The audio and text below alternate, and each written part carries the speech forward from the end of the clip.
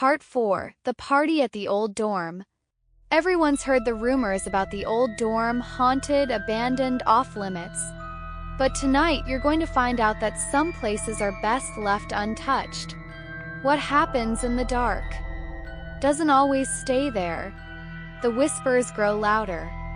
The next party is happening at the old dorm, the one everyone swears is haunted. It's a rite of passage at this school, but you've always been too afraid to go. But when you realize that the girl you've been avoiding is going to be there, you know you have no choice but to go. Party is everything you expected, loud, chaotic, full of energy. But then, you notice something. The girl is there, watching you again. And this time, she's not alone. Something feels off.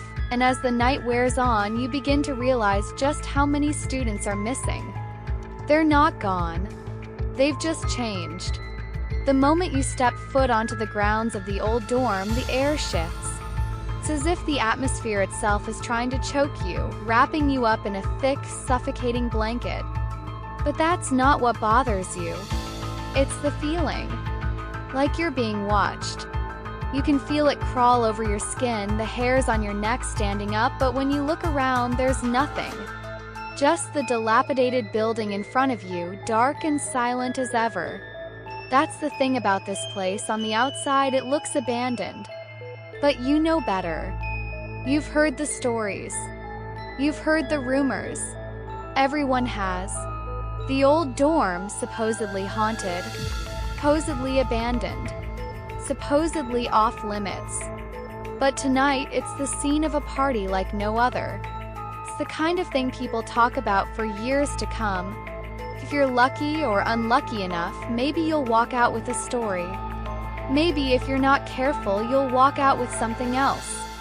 Tonight's the night. Party's already in full swing by the time you get there. Music blasts from the open windows, the bass thumping like the heartbeat of some ancient beast. A group of students huddles near the door, passing drinks and laughing loudly. But there's something off about it. You can feel it in the way they look at you. Their smiles are too wide, their laughter a little too forced. It's like they're trying too hard to be normal, to make you believe that this is just another college party. You know it's not. There's one reason you're here. The girl. The girl you've been avoiding for weeks now. The one you've noticed at every gathering, lingering in the corner, staring at you with those unsettling eyes. The one whose presence makes you feel like you're not alone, even when you're standing in a crowded room. That's why you're here tonight. Because she's here. And for some reason, you can't stay away. You try to tell yourself that you're not afraid, that it's just a coincidence that she keeps showing up wherever you go. But deep down, you know there's more to it. You know that something's wrong. And now you're standing in the middle of a party at the old dorm and you can feel it. That pressure in your chest. That sense that something's about to happen, something you can't control. Something dark. You spot her across the room and your stomach drops. There she is, sitting on a couch as if she's been waiting for you. Her eyes lock onto yours, but this time there's no smile, no warmth. Just cold, emotionless eyes that seem to pierce right through you. And beside her, there's someone else. First, you think it's just another student, maybe a friend of hers. But then you see the way they move.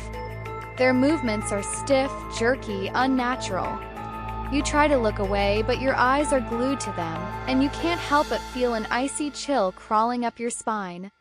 You try to brush it off, telling yourself that it's just the alcohol getting to you, but your gut tells you something's wrong. Your instincts are screaming at you, telling you to leave. But you don't. Instead, you grab a drink from a nearby table, trying to calm your nerves. It doesn't help.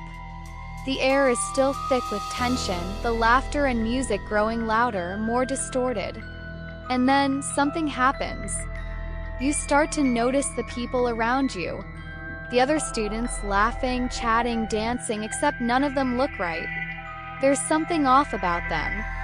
Their eyes are too wide, their faces too still. They look empty, like they're going through the motions, but there's nothing behind those vacant stares. You try to shake it off. Maybe you're just imagining things, but the feeling in your chest doesn't go away. You feel like you're surrounded by shadows, like there's something lurking just out of sight. And when you glance back at the girl on the couch, you see it.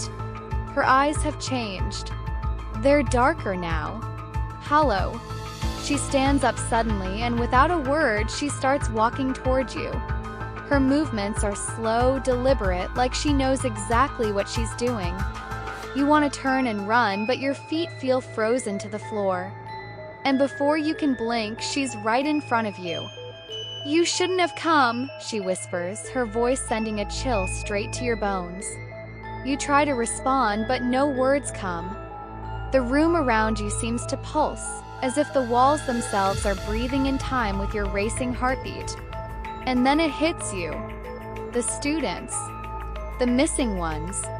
You've seen them, scattered throughout the party, their faces twisted in unnatural smiles, their movements stiff and controlled. They're not just acting weird, they're different. Changed. The truth dawns on you with terrifying clarity. This isn't a party. This isn't just some drunken college ritual. This is a trap.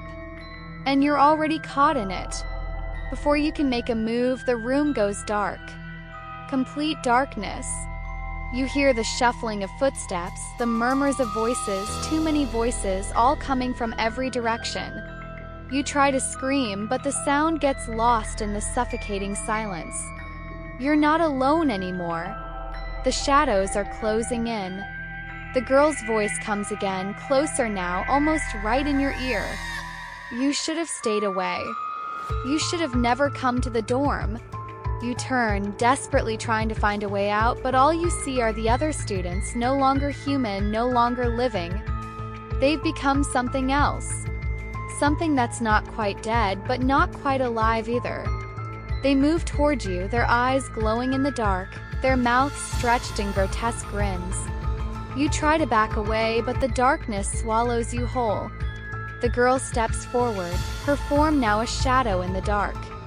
"It's too late," she says, her voice a low hiss.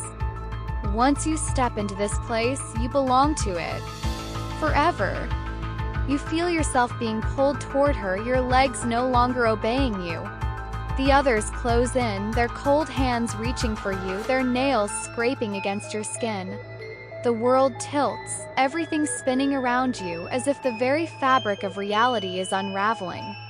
You scream, but it's swallowed by the darkness. There's no escape. You thought you could escape the rumors. You thought the stories about the old dorm were just that, stories.